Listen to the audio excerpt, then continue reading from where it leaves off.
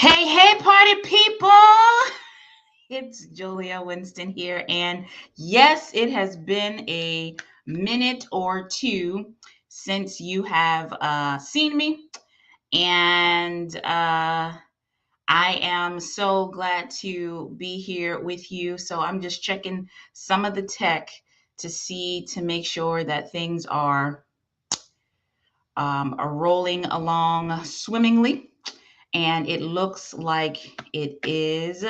So yeah, so I'm excited to see you. So it looks like the tech is working. All right, so I'm so excited to be here because it has been a minute, and so where have I been? And I am, hey, Dr. Tawana Ross. Good to see you, lady. Where have I been? I've been on sabbatical. I've been taking some time off.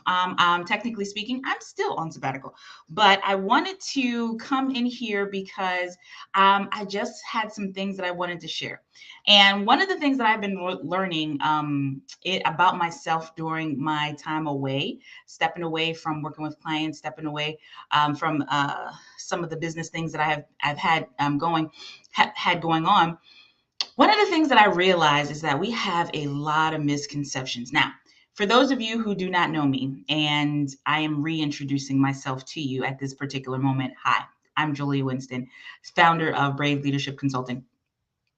And I'm a spiritual executive coach to pioneering entrepreneurs, right? And so, what does that mean? It's that I really help those who are called to business.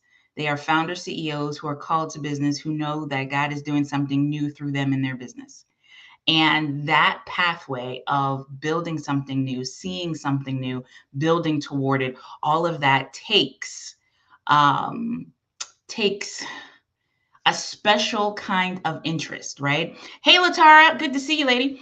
It takes a special kind of interest. It takes a special kind of attention because as a spirit-led person, as a kingdom person, you as the business owner, the founder, you and God have had these awesome conversations about what it is that you're supposed to be doing in business.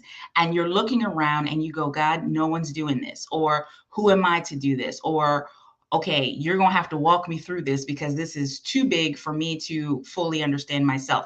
And while we get that in our mind, sometimes it doesn't really, we don't have the spaces that we need to walk it out in our head, in our hearts, right? Like we get it, but it hasn't traveled to the heart to really step into that. So we do things that are kind of adjacent, I like to call it, right? So it's kind of like pioneer adjacent. Like this is what I'm supposed to be doing. It's pioneer adjacent, but because I don't want to do that. And so I recognize. So those of you who've known me, right? You've known me through many different frameworks, and this is my like reentry into the world, right? I'm very specific, and I'm very intentional. I'm being very intentional about what it is that I want to be known for, how it is that you can refer my services. You can, how, what things I'm looking for. If you have something, it's like, hey, I need a speaker. What can they talk about? I get that in this day and age where we are all trying to grow and scale our businesses, we have a tendency to focus on those things, the tactics, the strategies, the coaching, the programs, the conferences, and things of that nature, that will grow our marketing, that will grow our messaging, that will grow our teams, that will grow our revenues, right? That will grow our profits. We can see the benefit in investing in those things. But I mean, like, just be honest. If you have been in any of those spaces and you're getting great strategy, but there is major resistance to implementing that strategy, something about it feels off, something about it. And, people just like, just do it, just go, just keep going, push through and all of that stuff. But you're at a point where you're like, I don't think I'm supposed to push through. Hi, Holly. I don't think I'm supposed to just ignore that. I think there's something in this that I'm supposed to dig into. And where do you go when you're trying to dig into that, right? Well, you go here. Like that is because the pioneer's path is different. The pioneer's path is different The pioneer's path is different. The pioneer's path is different. And it's different for each pioneer. Now, all of you are going through very similar things as I've been working in these over these last 10 years in business and specifically working with founders, CEOs. All of you go through different things, but I've had the vast majority of my time has been spent in many, many, many, many different industries, like over 35 industries, from rodeo to finance to healthcare to marketing to therapists to everybody, like to e-commerce. Like I've worked with very closely with a lot of founders, CEOs from many different places, right? Hey, Earl, good to see you. And one of the things that's what I'm noticing is that the pioneer's path, especially those of you who identify as kingdom entrepreneurs, those of you who identify as Christian entrepreneurs, those of you who identify as spirit-led business owners, right? What you're doing, the only person who has the blueprint for it is God. So you want to lean in very heavily to what he has to say because he has the only blueprint for it. But there's something else that's preventing you from going on. And that's what I wanted to talk about tonight. The biggest misconception spirit-led business owners had, the biggest misconception about being a spirit-led business owner, right? And those of you who have been with me for a number of years, I like to just, like, can we just be real? Can we just be real, right? Can we just be real with ourselves and real with each other? Because here's what I found. Your biggest breakthrough is on the other side of your honesty. Your biggest breakthrough isn't whatever thing that you're shuffling with, right? Like that's not the biggest thing. Your biggest breakthrough is on the other side of your honesty. Because when you stop lying to yourself about where you are and what you're struggling with, then God can do something with it. Then God can do something with it. Then there is an opportunity for you to step past that. But what we do is we try to cover up. All right, so let me just get into this. The biggest misconception about being a spirit-led business owner is that are you ready for this? Who's ready for it? Who's ready for it? Who's ready for me to tell you what the biggest misconception is about being a spirit-led? Like as the business owner, what do you think the biggest misconception is that you have about yourself? Being a spirit-led, kingdom, Christian, what it is, however you want to describe, like, what do you think is the biggest misconception? And I didn't say misconceptions, like I'm going for the top. I'm going for the biggest one. What do you feel is the biggest misconception that you have about yourself as a kingdom entrepreneur, spirit-led business owner, as a Christian business owner, as a pioneering CEO, right? What do you feel is your biggest misconception that you have about you? Anybody want to be brave? Anybody want to be brave? Holly's like, I'm ready. Hey, Greg. Greg, I saw there's a conference. There's a developers conference. There's a developers conference that I saw happening, Greg. And if you're still in development, let me know and I can pass along that information to you. Anyway. Yeah. So Earl says, am I called to this? Right? Like that's one of the biggest questions that you have. And a lot of people have that question, but it's coming from a place of, okay, great. Yeah. Connect with me and I'll make sure I'll pass that information along. Am I called to do this? Am I called to do this? Now, if I asked you if you're called to do this, the answer is yes. Okay. And really, you already know that you're called to do this. The biggest misconception that you have about being a spirit-led kingdom entrepreneur is that you have to be perfect. There, I said it. The biggest misconception about being a spirit-led business owner, entrepreneur, right, is that you have to be perfect. Why do I say that? You have to be perfect in your marketing. You have to be perfect in your execution. You have to be perfect in your skill set. You have to have the top skills. You have to be perfect. Why? Why is it so different for us? Why is it so different? Why is this whole idea of perfection different? Because it's coming from a place of, if you are really honest with yourself, there is a fear there. If you're really honest with yourself, that I don't want to misrepresent. I don't want to misrepresent. I don't want to make God look bad. I don't want to make God look bad. I don't want to make the people look bad. I don't want to misrepresent him. I don't want people to categorize me or lump me in to the same category as people who have professed God, professed Jesus, profess, whatever, those of you who aren't, who don't ascribe to Christian ideals, right? Whatever your spiritual belief is, right? Those people who have professed, the tenets, and you're like, yes. And then they act the fool.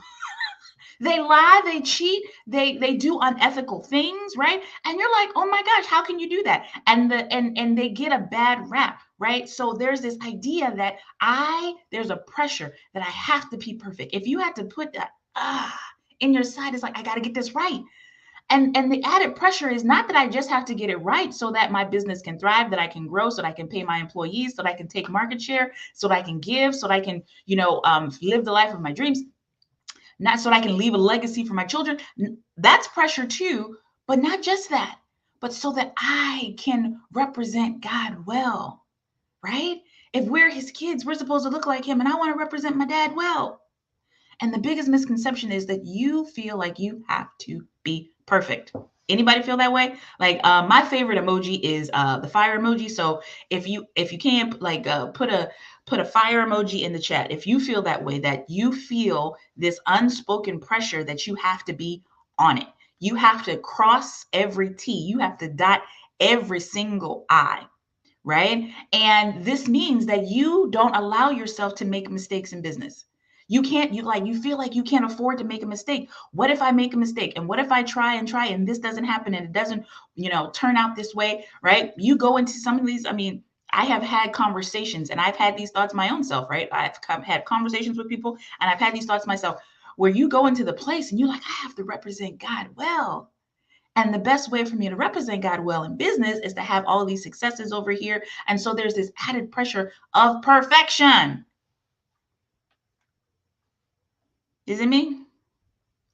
And I want to tell you, that's not true. That's not true. Right? Questions like, if I'm called to do this, then why aren't I making that much money? If I'm called to do this, then why aren't people doing then why aren't people signing up? If I'm called to do this, then why is it that every time I take 2 steps forward, I get knocked back 3 steps? If I'm called to do this, because there's an idea of what being called to do this looks like. And when I say the pioneer's path is different.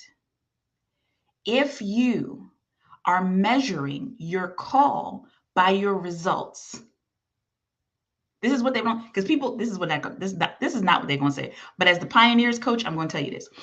If you're pioneering and you're measuring your progress, your success by dollars in the bank, by likes and follows, then you could be missing a whole huge part of what God is doing in and through you.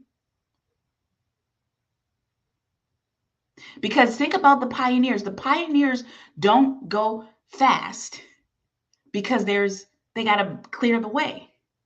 So there's some grounding, there's some building, there's some things that have to get done. Now, this is not to say that you shouldn't be able to produce results.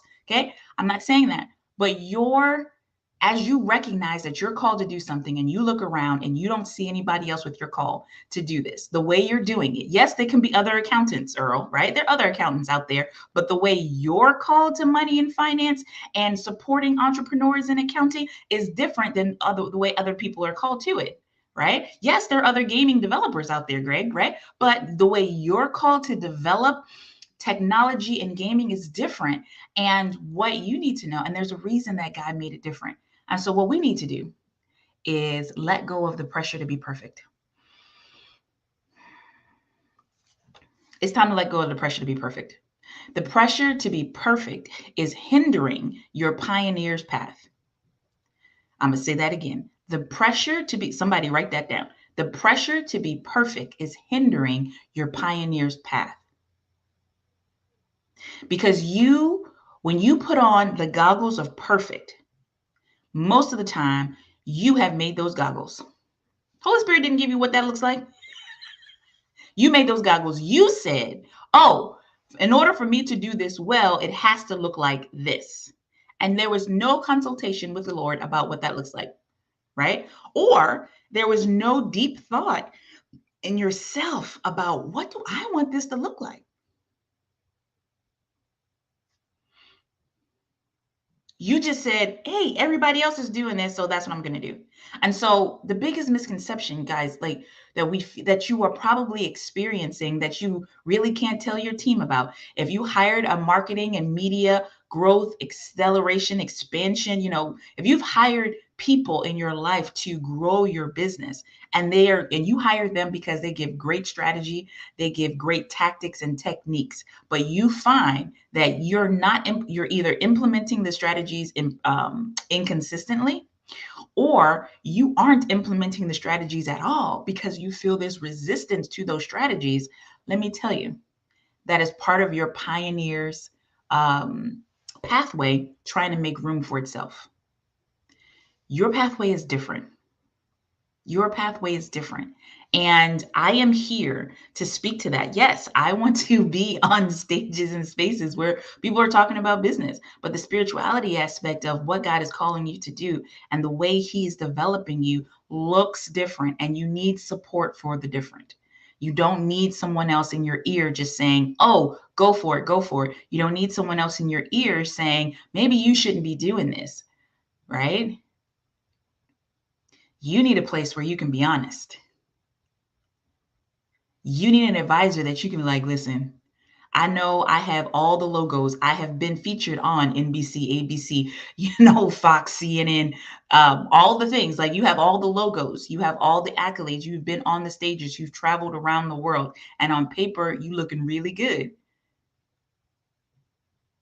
But there's something that is missing in this time frame in your business right now. And there's a part of you that's like, I don't want to keep going like this.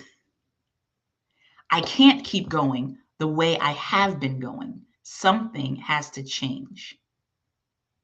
And our fear of being perfect, the misconception about being a spirit-led business leader, being a kingdom-driven entrepreneur, being a, kingdom entrepreneur, Christian entrepreneur, leading with Jesus, being a guy, girl in business, whatever it is, whatever your thing is, our biggest misconception is that I have to show up perfectly. And if I can't show up perfectly, then I don't want to show up because I don't want to misrepresent Him.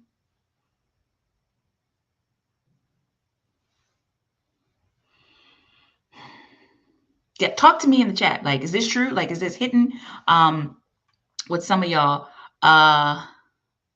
Okay, so I love what Greg is saying. Greg says, so timely. I literally started a new YouTube channel last night. I've been putting it off all week because I'm afraid of it not succeeding, right? Very timely. Hey, Rico, right? And this is how I know this is true because, guys, this was true for me. Some of you who know me, you have always encouraged me, and I want to, thank you so much. You have encouraged me to share my voice. But as I was sitting back and I was taking some time to reflect, and I was like, Lord, what is going on inside of here that I don't want to do that? And it's like, you're afraid. Because here's what it was for me. Okay. Can I just keep it real? Can I just keep it real for you? I'm just going to talk about Crystal Renee. Hey, ma'am, how are you? I was thinking about you recently. I'm going to keep it real for me. At the risk of being transparent in all the places that I'm streaming this, right? I'm going to keep it real for me because what I recognized, I was feeling a pressure. And I'm like, what pressure am I feeling?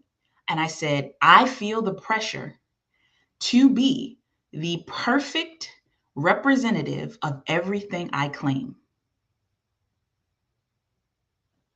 I feel the pressure to be, I felt, thank the Lord for deliverance. But I felt the pressure to be the perfect representative of everything I claimed. What do I mean by that, right? As a Black Christian woman, right? Let's just start with those three. Well, some things that people say to me in the circles that I am, Black Christian woman, okay, some things that people say, I'm like, yeah, that's low-key biased. Like, I mean, I get we live in a culture and a time and space where people say that they don't want to see color and all this other stuff like that. But there are things that I have experienced as a, Black person that I'm like, no, that's not right. We still living, we still doing this in the year of our Lord 2023. I'm still experiencing this. Oh no. So I'm experiencing something racial, and in my mind, well, I have to be the perfect representation. I have to be the perfect representation. So I cannot turn into angry Black woman, even though whatever has happened to me, I have every right to be angry about it. I have every right to be upset that somebody who thought my look, my hair was exotic, decided that they would reach out and touch me just because it was new to them, as if I'm not my own person, as if I don't have my own body. Okay? As a woman, I have to be this perfect representation of female. So there has to be this femininity, and there has to be this demureness. And then as a Christian woman, right? Like in this Christian spaces, oh my Lord, we love, love, love, love to accentuate the Pinterest board, linen wearing, butter churning, mother of a gaggle, stay at home wife who supports her. We love to elevate her as the epitome of what a demure Christian woman is. And then God calls me to business, and it's like, no, that has nothing to do with me. But oh wait, but I have to make sure that I'm trying to represent God. I have to make sure that I'm representing as a Christian woman, and I have to represent as a Black woman, and I have to represent as an entrepreneur, and I have to represent in the most perfect way, because there are people out there who are scamming folks in the name of Christ. There are people out there who are charlatans in the name of Christ. There are people out there who are like, who take advantage of all the racial things that are happening. And it's like, all the stuff, racial things that happen, sexism that happens, all these other things. And I'm like, oh, wait, I'm feeling all of this pressure. And it's like, oh, but I can't be real and honest because I have to be the perfect representative.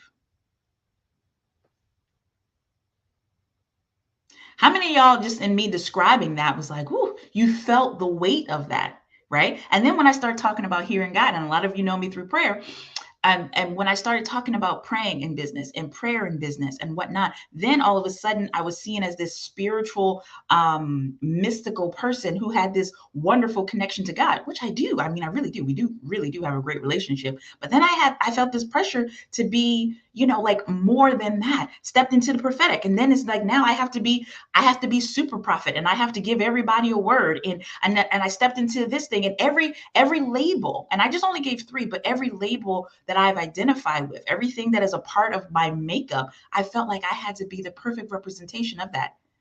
Or if I couldn't be the perfect representation of that, then I had to make sure that I was not the stereotypical representation of that.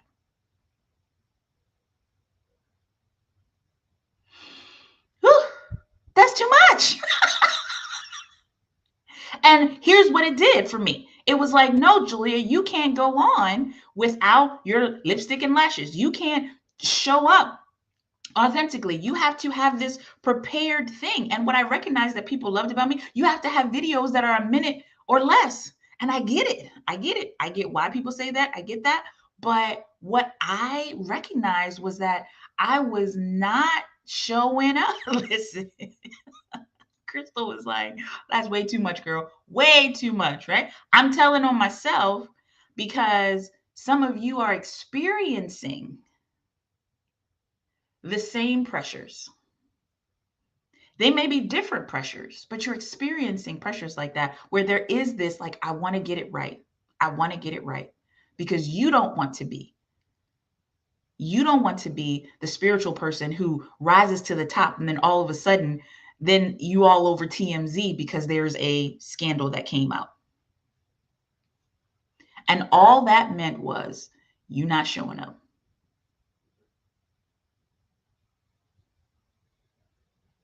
Biggest misconception. You got to be perfect. You don't. You don't. You can love Jesus and be flawed. Why is it? Can you tell me? Can somebody tell me why we can give grace and second chances? I know we live in a cancel culture, but there are people who still give grace and second chances. Okay. But why is it that we can give grace and second chances to everybody else but ourselves? Why is it that when other people make mistakes, we can forgive very quickly? Or maybe it'll take some time. We're going to work on it. Let's just be real, right? But we can forgive, or we know that we can do that. But when it comes to ourselves, we are behind the scenes beating ourselves, uppercutting ourselves. It's just like, right? Like, because we have said, I am a kingdom this, I am a spirit led that, I am a Christian this. And so if I'm going to be out there, then I have to be perfect. And that's messing with your money. That's messing with your business. That's messing with your business growth.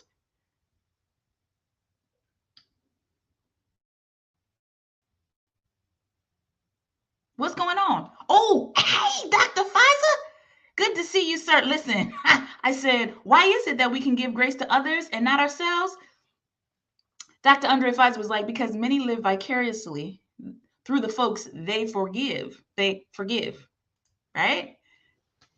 And that's what we do. In fact, our fear is vicarious fear. So we see that it's almost like if any of you have ever had struggled with sales because you had a bad sales experience, you had some sleazy, slimy salesperson pressure you, bully you, try to get you to do something that you did not want to do. And because you had a terrible experience with that one person, you then said, sales is not for me. The scripture says when they compare themselves with themselves, that's folly, right? So you're comparing your scale, your sales skills, what you need in business. Come on now. You're comparing your sales skills to the height of a inappropriate or a bad representation. You're not comparing your sales skills to Jesus. Can I tell you something? God is the baddest salesperson in the universe. He knows how to promote a product. Can I tell you? Okay. But no, you're not going to the Father about the purity of sales and what he wants to do. You are using this bad person's representation as your height, as your comparison, and you're comparing yourself to that. So therefore you walk around saying, I experienced that. No one will ever experience that with me. So then you choose not to sell because you think you're being more pious, right? You're comparing yourself with yourself, and that's folly. You're comparing yourself with someone else, and that's not, it makes no sense. And there's a pressure that we're living under.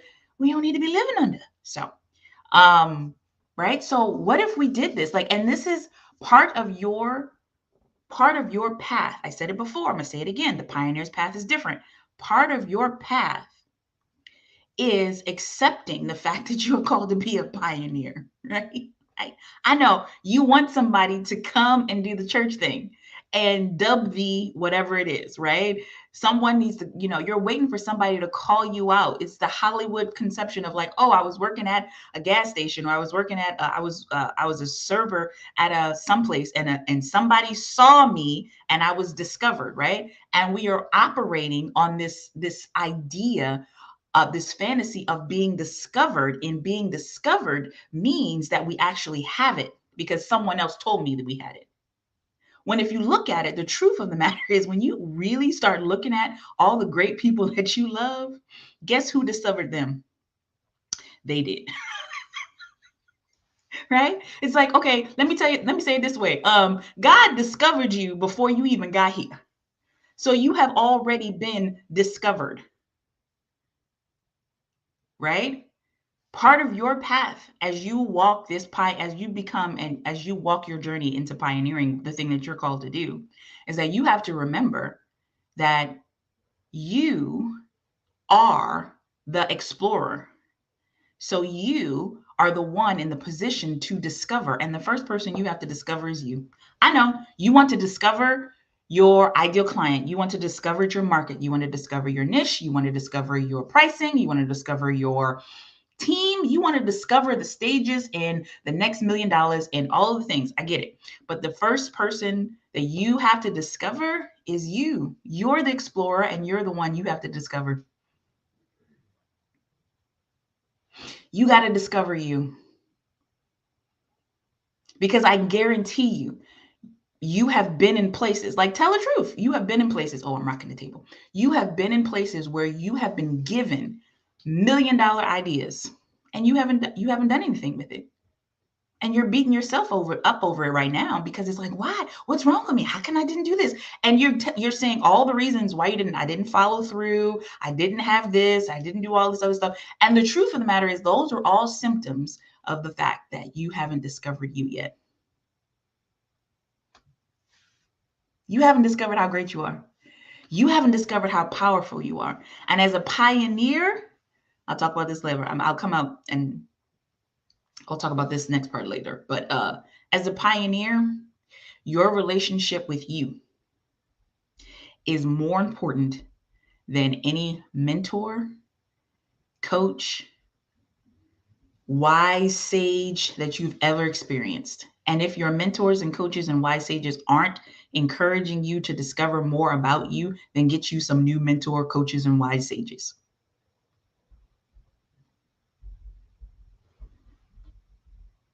I didn't stutter.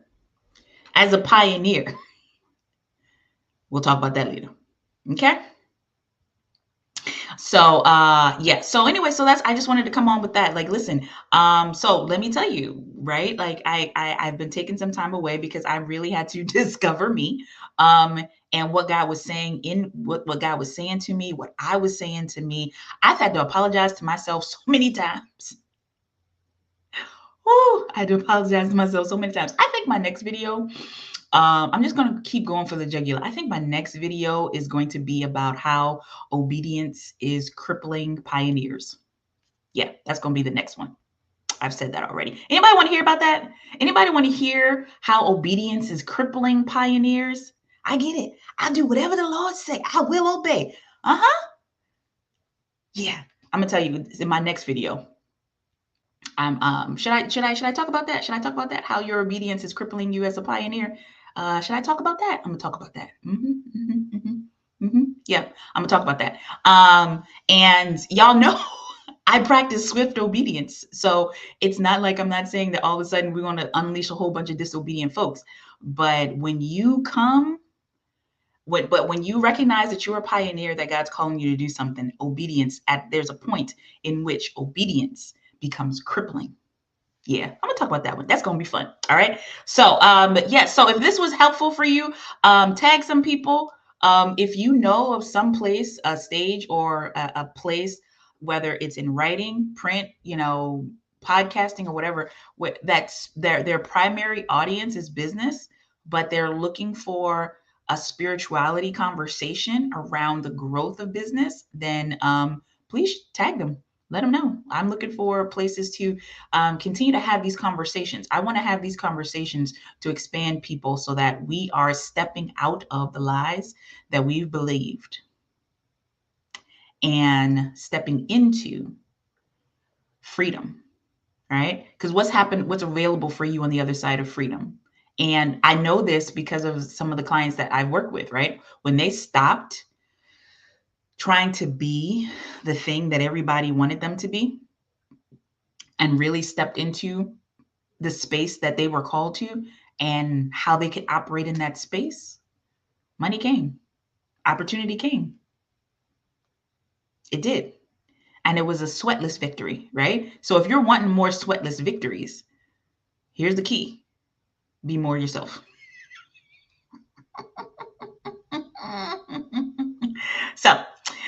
So anyway, yeah, I think I'll do that. I think that'll be the next one. So I will put that on the list about how obedience is crippling pioneers. That's going to be the next one. It's going to be good. It's going to be good. Yeah, so listen, if this was helpful, like it, share it, tell the people who needs to hear it. And I will see you next time. Let me see, Delshana. Delshana was like, obedience, crippling pioneers. Yes. Talk about it. Yes, yes, yes, yes, yes. All right. Thank you, Greg. Okay. Until next time. Bye, y'all.